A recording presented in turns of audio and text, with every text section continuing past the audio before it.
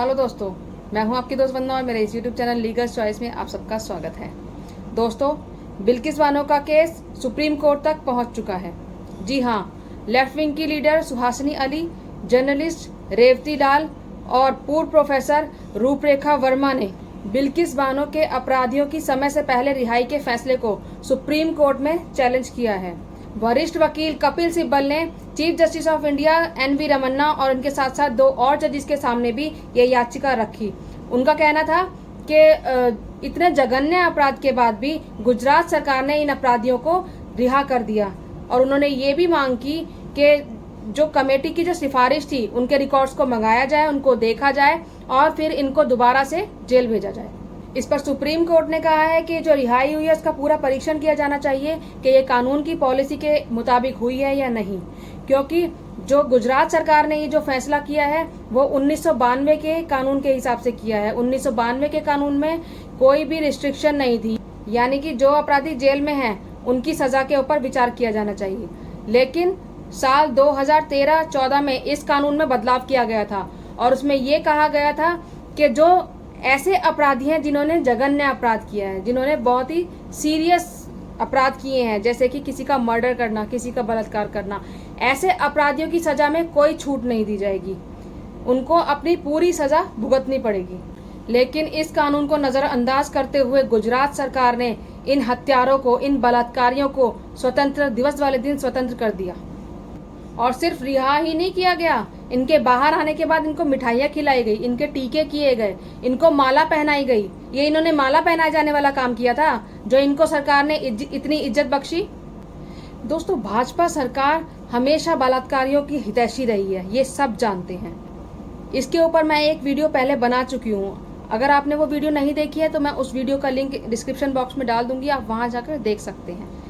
तो ये सरकार जो है हमेशा बलात्कारियों की हितैषी रही है, लेकिन अपराधियों को छोड़ देना, इतना जघन्य अपराध करने के बाद भी दोषियों को छोड़ देना, इसके पीछे क्या फायदा है? क्या फायदा है सरकार का? जरा सोच कर देखिए। जिस महिला के साथ गलत हुआ वो 5 महीने से प्रेग्नेंट थी, 3 साल की उसकी बेटी थी जिसकी हत्या कर दी गई और उसके अलावा 6 और सदस्यों की उसके परिवार में हत्या कर दी गई। क्यों? क्या वो इस देश की बेटी नहीं थी? क्या इसको भी आप धर्म के चश्मे से देखेंगे? क्या इसको भी ये देखेंगे कि ये हिंदू थी या वो मुस्लिम थी? क्या जब निर्भया केस हुआ था तो सड़क पर उतरने से पहले लोगों ने ये देखा था कि वो लड़की हिंदू है या मुस्लिम है?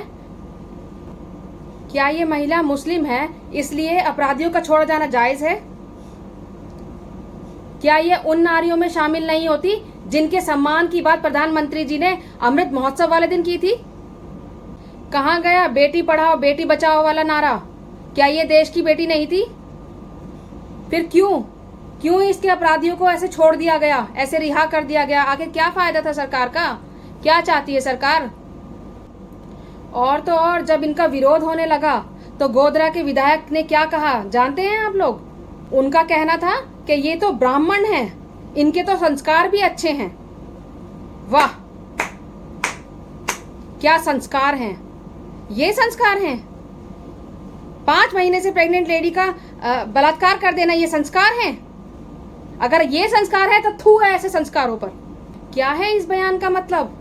इसका मतलब क्या है कि जाति और धर्म के नाम पर अब फैसले किए जाएंगे? तो फिर क्या जरूरत है हमारी न्यायपालिका की? बंद कर दीजिए सुप्रीम कोर्ट, बंद कर दीजिए हाई कोर्ट, सारे कोर्ट बंद कर दीजिए और फैसला सिर्फ धर्म और जाति के हिसाब से ही कर दिया कीजिए।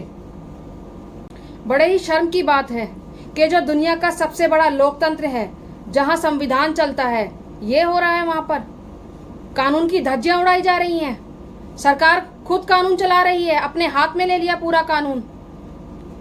क्या फायदा फिर सुप्रीम कोर्ट का? गुजरात में चुनाव आने वाले हैं और ये जाति और धर्म का खेल तभी खेला जाता है जब इन्हें चुनाव में फायदा लेना होता है। आप समझ में आया कि क्यों इन लोगों को छोड़ा गया?